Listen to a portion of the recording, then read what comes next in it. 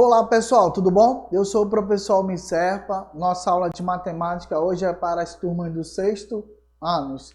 Vou aproveitar e apresentar para vocês. Hoje estamos com o apoio aí no cantinho do vídeo, dá para perceber, é o nosso Ari, tá bom? E claro, vocês não estão vendo, mas quem está dando suporte técnico é o Manuel. Bom, gente, eu vou, antes de começar a aula, pedir para vocês se inscreverem no nosso canal, se você não tiver inscrito, tá? Clica lá no sininho para receber as nossas notificações. Você que não é inscrito, entre na plataforma EducaPE. Você que assiste às aulas pelo celular, baixe o aplicativo Conecta aí. Não esquece, se inscreve lá no Instagram, Robertão da Transmissão, tudo junto, sem acento. Vou homenagear, porque a gente tem hoje uma grande parceira, a professora Simara, da escola Professor Mota e Albuquerque, que ela tem passado para os seus alunos nossas videoaulas. Isso é muito importante, professora. Obrigado mesmo.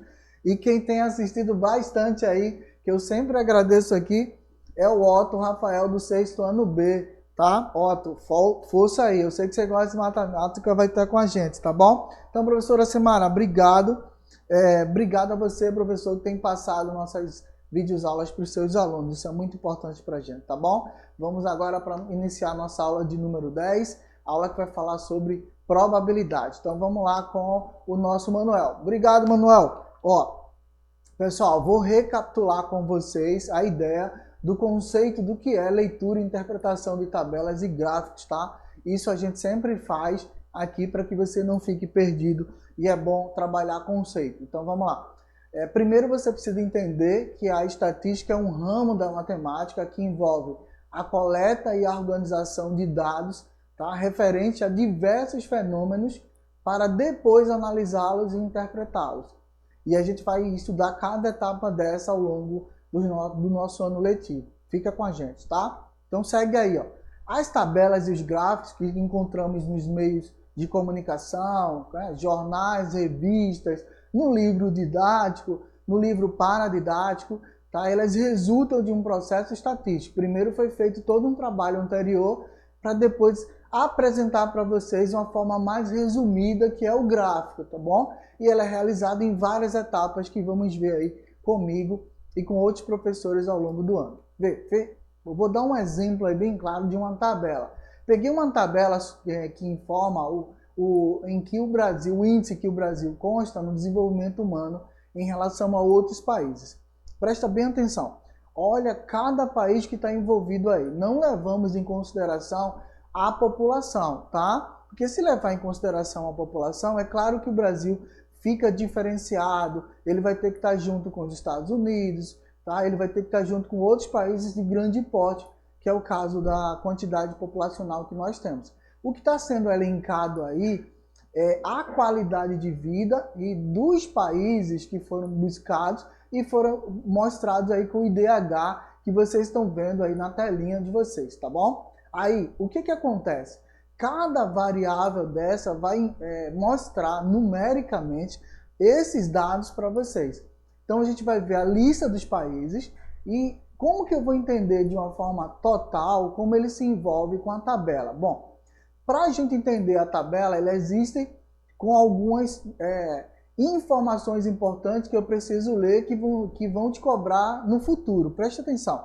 O que é importante na tabela? Primeiro, os dados coletados em uma pesquisa, eles podem ser organizados em diferentes tipos de tabelas. Você vai ver um monte de tabelas diferentes. Mas tem alguns itens que a tabela precisa ter que você não pode esquecer. Segue comigo. Primeiro, o título da tabela, tá bom? Que normalmente acompanha com o título do gráfico. Então fica ligado aí. O título indica a principal informação da tabela. Vamos ver na nossa aí, ó. O Brasil e o Índice de Desenvolvimento Humano em outros países. Ou seja, o Brasil como referência para outros países, alguns desenvolvidos, tá? Não está colocando aí todos que são países já desenvolvidos, mas alguns sim, e o comparativo em relação ao desenvolvimento humano. A gente está buscando o IDH, ok? Então vamos lá. A partir disso, você vai ver a classificação, as categorias que foram dadas para que a gente pudesse julgar Brasil comparado a outros países. Deu para entender? A classificação, essa categoria ela é importante para eu nomear quem é muito alto, quem tem um índice muito alto, quem tem um índice alto, quem tem um índice médio, quem tem um índice baixo, para que a gente possa julgar. Olha aí comigo, no seu lado esquerdo, na coluna IDH, onde tem essas bandeirinhas de seus países. Olha, preste atenção, está sendo dividida por cores, muito alto, cores verdes. Então aí nós temos a sequência organizada de muito alto para baixo, ou seja, de cima para baixo, tá? Noruega, Estados Unidos, Argentina tem um bom IDH muito alto, tá vendo? Em amarelo é alto, então você vai ver o Uruguai, Cuba, México e o Brasil está aí dentro dos que têm um IDH alto, segundo essa informação dessa tabela. E aí você vai ver baixo, China ainda, China muito populosa, claro que ela está começando a crescer e vai desenvolver muito mais rapidamente, porque o modelo de gestão é diferente dos demais. Contudo, hoje ela está nessa posição, nesse momento aí para esse gráfico, tá bom? E aí você vai ver República Dominicana do Congo como baixo, tá? Essas categorias são importantes. Então, primeiro, você tem muito cuidado, olhar a cor, olhar o grupo de desenvolvimento, essas categorias que podem variar por cores, por indicação, por ordem crescente, decrescente. Existem várias formas, então você precisa aprender muito mais sobre isso, precisa exercitar bastante para estar bastante apto a quando for fazer a leitura da tabela, você ler junto. Ok? Ficou claro? Então vamos voltar lá comigo. Ó. Agora vocês vão ver as variáveis, que foram as classificações dadas. Primeiro, expectativa de vida. Essa primeira variável que nomeia o IDH para essa tabela. Pode ter sido uma referência de um documento oficial? Sim, mas nesse momento eles elencaram essas variáveis. Expectativa de vida, média de anos em relação de estudos, tá? A qualidade educacional do povo influencia no IDH, esse foi nomeado para eles, e outros que estão aí no teu lado direito, para que você possa ter ideia, no final vai ter o total em porcentagem, tá bom? Porque daí eu posso expor já num gráfico. Vamos lá? A fonte. Quem fez isso? Quem é responsável por essa informação? A ONU, a Organização das Nações Unidas, ela ficou responsável para colher esses dados e transformar isso em tabela, tá bom? Depois, se ela quiser, ela faz o gráfico. Deu para entender quais são as principais informações de um gráfico? Tá claro para você? Então vamos seguir comigo, ok? Vamos já para a atividade para a gente não perder tempo. Olha comigo aí. A tabela abaixo indica a quantidade de doces que foi comprada para uma festa de aniversário de Joana e a quantidade de doces que sobrou no final da festa. Então, Joana fez sua festa e comprou essas quantidades de doce. Beijinho, ela comprou 2 caixas e nessas caixas constavam doces, em cada caixa 215 doces, tá? E sobraram, os doces que foram a cada caixa, e sobraram desses doces aí 325. Claro, você tem 215 vezes 12, vezes 2, tá? Então tem um dobro e vê o quanto sobrou. E brigadeiro, ela comprou apenas uma caixa de 400 doces por caixa e sobraram aí 312. Aí ela quer perguntar, na questão, tá? Quais são as variáveis apresentadas na tabela? Então isso é a primeira coisa que você identifica na tabela. Qual seria um título para essa tabela? Ó, a tabela está genérica. Você vai criar o título. Sério, professor? Eu vou criar? Sim, é importante que você crie, porque trabalhar com gráficos, você tem que ser capaz de montá-lo do começo ao fim, inclusive pelo título. Vamos para a solução comigo. Preste atenção. Quais são as variáveis apresentadas na tabela? Só teve uma variável. Como, professor? Qual foi a variável? Os doces. Esse foi o importante. O resultado dessa variável foi exposta numericamente por quantidade, mas a principal variável foi beijinho e brigadeiro, os 2 doces que ela comprou para essa festa. Deu para entender? Essa é a variável. A resposta numérica que eu tenho é da quantidade dessas variáveis, beijinho e brigadeiro. Tá tranquilo? Então vamos seguir. Vem comigo. A tabela de doces da Joana. Eu estou nomeando, sou eu que estou dando a resposta, como se eu estivesse no seu lugar. Mas você poderia ter colocado aí a tabela de doces da festa da Joana, tá? A tabela que representa a quantidade de doces comprados pela Joana. A tabela de doces que a Joana comprou para a sua festa. Invente um nome que tenha essas relações e que, claro, tenha a palavra ou a expressão doces, porque é a principal variável e a única da tabela. Deu para entender? Então vamos lá comigo. Segue aí, porque eu tenho outra atividade para você.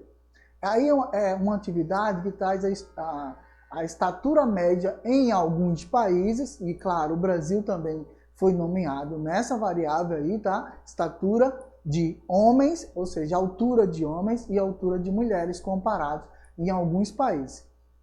E aí a questão diz o seguinte, ó, observe a tabela de dupla entrada e responde. Professor, o que é uma tabela de dupla entrada? A tabela de dupla entrada, ela traz duas informações, como o próprio nome está dizendo, tá? Dupla, eu tenho duas informações aí categorizadas. Então, essa é uma tabela de dupla entrada. Tá tranquilo? Vamos lá. Vamos para o item A. Qual a informação é apresentada nessa tabela? Qual a informação é apresentada nessa tabela? Tá muito claro, tá? Mas a gente vai responder junto com vocês. Se você tiver dúvida, pausa o vídeo, pense um pouquinho, respira, olha o teu livro didático e aí você volta para a questão e você mesmo responde, não espera só pela minha resposta. Fica ligado aí, tá? Item B. Entre esses países, qual tem a maior média de estatura para os homens? Você também poderia fazer para as mulheres, você pode fazer isso extra, não fica só preso a esse item B. Bota o item C para você e já nomeia também para as mulheres. Observe cada item e responda também se quiser, tá bom? Vamos lá. Resposta agora. Primeira, o item A. Qual a informação é apresentada na tabela? É lógico, está lá bem claro, ó, no título, destacado em negrito, é a estatura média de homens e mulheres em alguns países.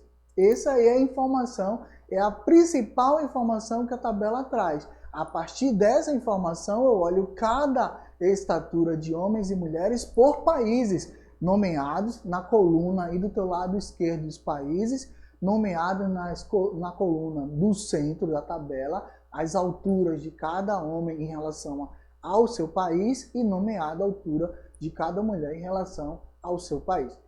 Ok? Vamos lá então. Agora item B.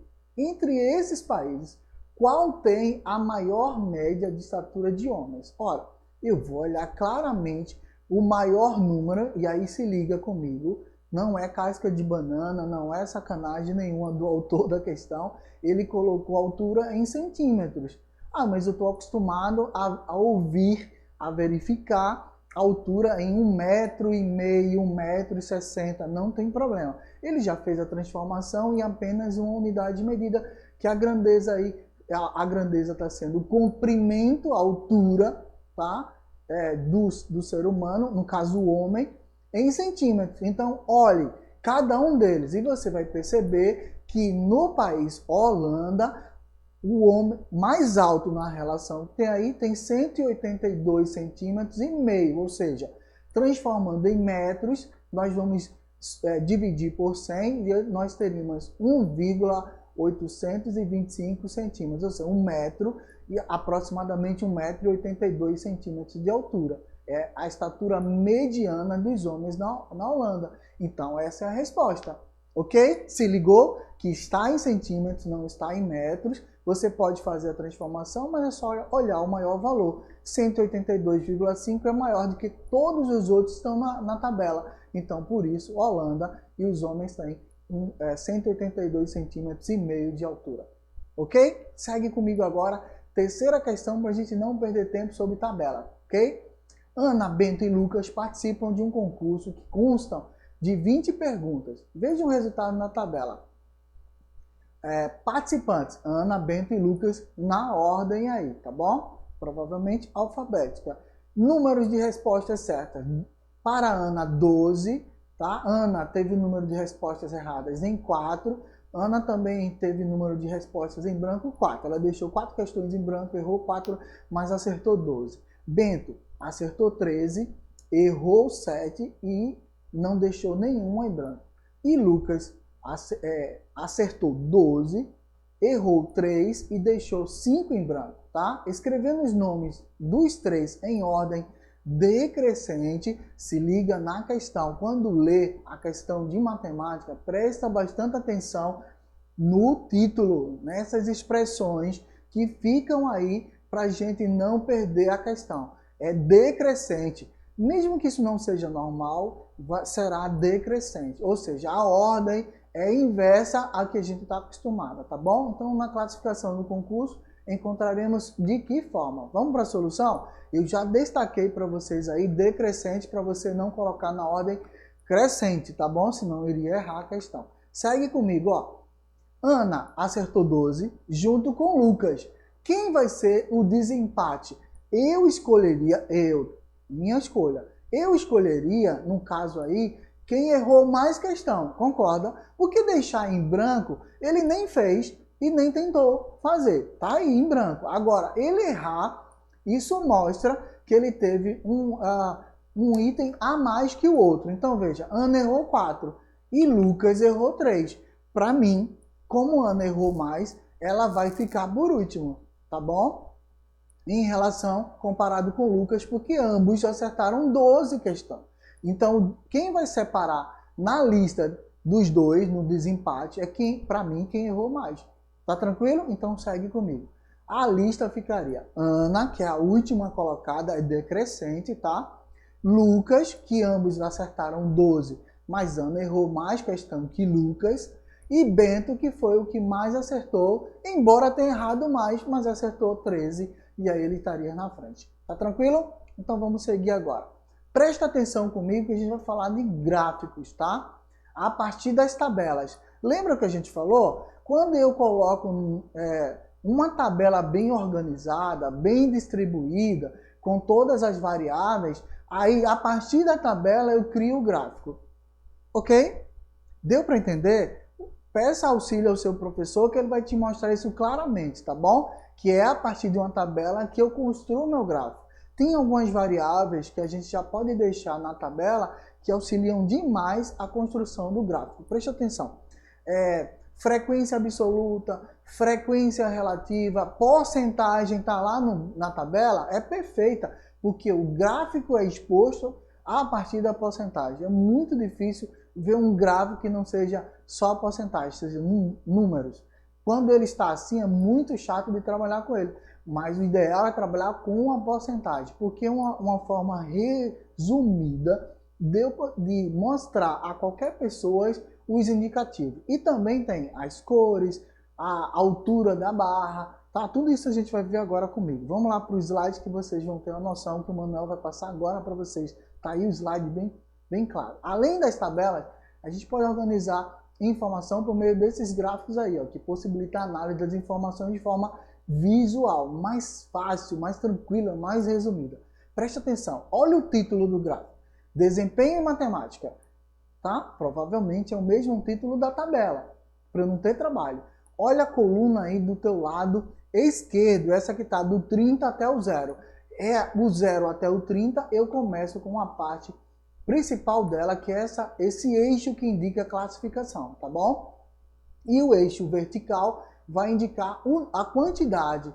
Então, o título nós vimos, desempenho matemático. O eixo que indica a classificação, ou seja, como foi feitas as categorias, foram feitas de forma qualitativa. O que é qualitativa, professor? Qualitativa é quando eu não atribuo números. Eu dou uma expressão, ó, ruim, regular, bom, ótimo. Como foi naquela tabela que a gente viu lá, tá? Do IDH, tu lembra lá? Então, IDH muito bom, IDH bom. Isso é qualidade, porque traz a ideia de qualidade de vida. Então, preste atenção. O eixo que indica essa classificação é o eixo das categorias, é o eixo aí que está na horizontal. É o principal eixo que vai dar a noção para a gente. Mas nós também precisamos da quantidade. Então, vai aparecer aí do ladinho o eixo da quantidade de participantes. Então, esses alunos que foram avaliados no desempenho em matemática, eles tiveram uma noção aí, ó, ruim, 15%,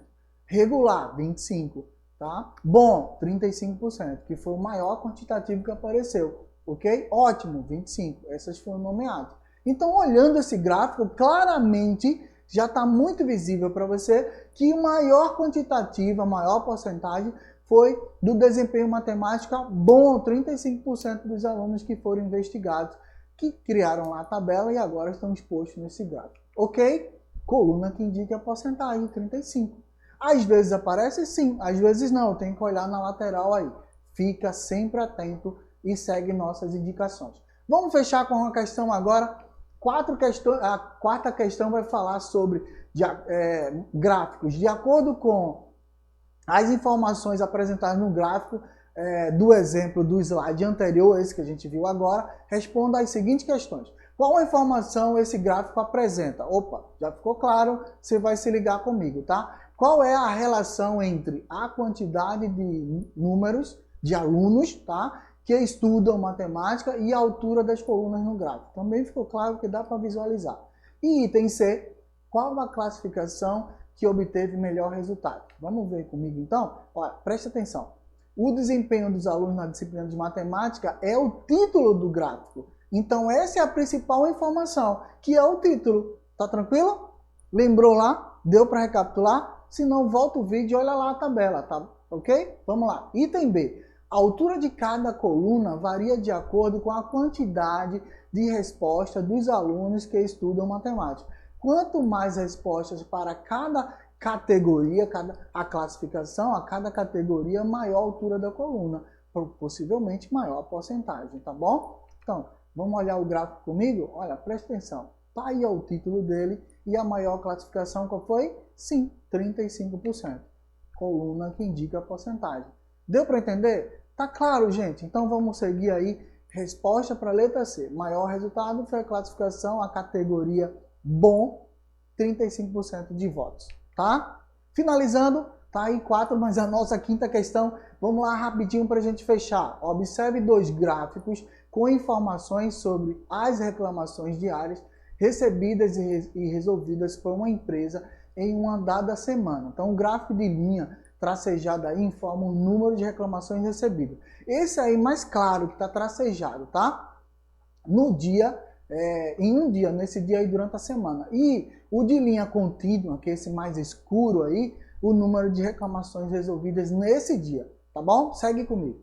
As reclamações podem ser resolvidas no mesmo dia ou demorarem mais dias, tá? Então vamos lá. O gerente deseja identificar os dias da semana em que o nível de eficiência pode ser considerado muito bom, ou seja, os dias em que o número de reclamações resolvidas é maior que o número de reclamações recebidas. Deu para entender?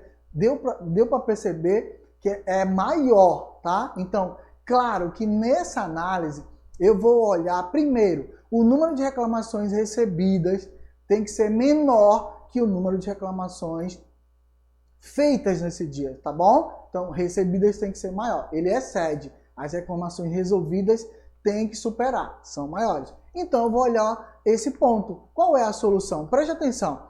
O gráfico que está na linha contínua, preto, esse aí escuro mesmo, que não é tracejado, ele está maior na terça-feira.